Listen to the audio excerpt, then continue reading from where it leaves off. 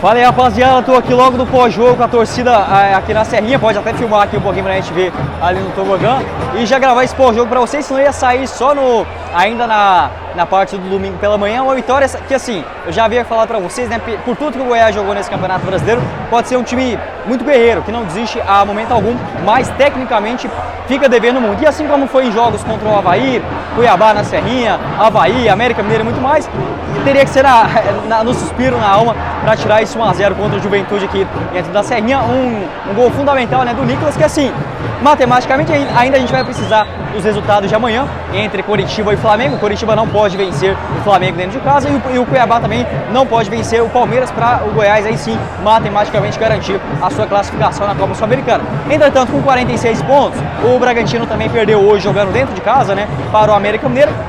É uma pena que basicamente as chances do Goiás para a Libertadores já estão zeradas, mas pelo menos assim, o primeiro objetivo, permanência, e agora encaminhamento para a Copa Sul-Americana, ficar de olho também nesses jogos do domingo. E o que foi esse jogo aqui de hoje? Assim, mais uma vez, o Goiás deve muito, né, criativamente falando, principalmente ali no primeiro tempo. Eu achei até é sensata a estratégia do Jair Ventura, já até havia comentado com vocês, os dois zagueiros teriam que ser o Reinaldo na esquerda e o Lucas Alto pelo lado direito. Entretanto, eu não começaria com dois volantes. Eu até entendo, deixar o Vinícius mais solto, o Dadá Belmonte também pelo lado direito, o próprio Marquinhos Gabriel, que retornou nesse time titular.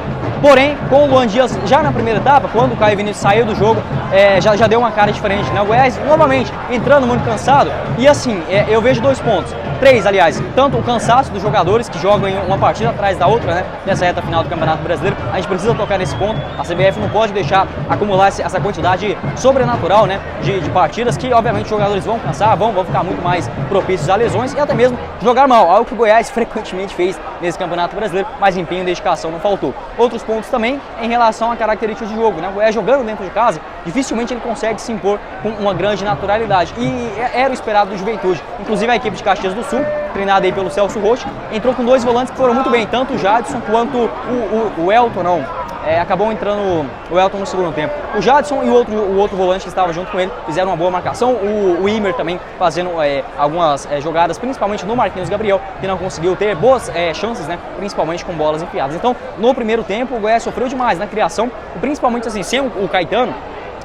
Fica muito sem saída de jogo. O Reinaldo é muito ruim, né, nessa parte de ou lançamento, ou até mesmo tentando criar uma jogada individual ou um passe ali de frente mesmo que seja. O Reinaldo tem essa dificuldade, com o Caetano seria diferente. Então ficou batendo muito nessa tecla, a bola vai e vem, o Vinícius tentando algumas jogadas, mas sempre falhando muito, né? Lembrou muito aquele Vinícius do meio do Campeonato Brasileiro, meio que desfocado, mas por falta de opção, né, o que a gente tem dentro do elenco foi o que dava para fazer nesse jogo dentro de casa. E outros pontos assim também do Dadá Belmonte, né? Até tentou algumas jogadas lá pelo lado direito, vi ele muito cansado nessa partida e tentando resolver por conta própria. Não acho que o Dadá seja um jogador muito fominha. É uma característica dele, né, de tentar resolver a jogada individualmente, mas na minha visão, algumas jogadas como ele fez, por exemplo, no primeiro tempo, uma cabeçada do Lucas Alter no travessão, deve ser o ideal do Dadá Belmonte, né? Pegar a bola e cruzar logo, fazer a jogada com uma maior objetividade, algo que demorou para acontecer, inclusive não fez uma boa partida, né? Então no primeiro tempo foi basicamente isso. O Goiás não criou muita coisa, o Juventude também não ameaçava tanto, até tentava uma outra espetada lá no primeiro tempo pelo lado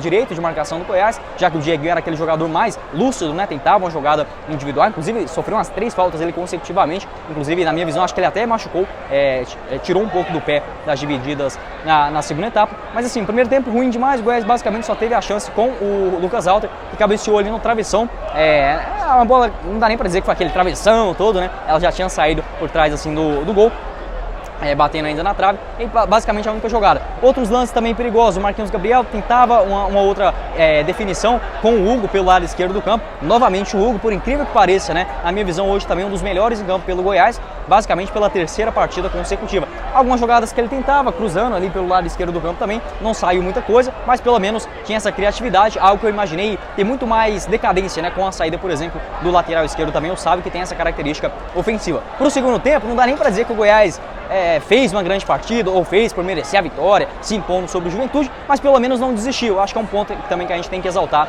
dentro desse time. Muitas vezes pode faltar técnica, acho que faltou em todos os jogos nesse Campeonato Brasileiro. Normal para você ter uma folha de Série B atuando na primeira divisão, mais vontade, força, até mesmo nas divididas, nas jogadas, isso não faltou para o Goiás. No segundo tempo voltou, taticamente falando, com uma postura um pouco digamos assim, marcando mais em cima, não deixando o Juventude tão confortável no jogo. Na primeira etapa parecia que o Goiás estava fora de casa e com o Juventude ainda tendo, por exemplo, chances, né, de escapar do rebaixamento, muito pelo contrário, já rebaixado há 2 rodadas atrás. Então no segundo tempo se impôs mais, marcou ali principalmente aquela linha de frente, com o Pedro Raul, o próprio Damião Monte marcando sob pressão. Teve algumas jogadas, por exemplo, com o Hugo, com o Marquinhos Gabriel, onde o Hugo chegou até a linha de fundo, rolou novamente para o Marquinhos Gabriel, que bateu por cima. Outras tentativas com o Pedro Raul, batendo de esquerda também, não conseguiu ter tanto êxito, né? Não chegou nenhuma bola redondinha para ele. Basicamente o goleiro César do Juventude, pelo que eu me lembro aqui do calor do jogo, que é diferente quando a gente grava dentro de casa, né? Sentadinho ali no ar-condicionado, é muito mais fácil do que aqui vendo no jogo assim mesmo. Mas, na minha visão, acho que o César, goleiro do Juventude, não precisou fazer muita coisa assim não. Pelo menos a postura foi de buscar a vitória na segunda etapa, não precisou, né?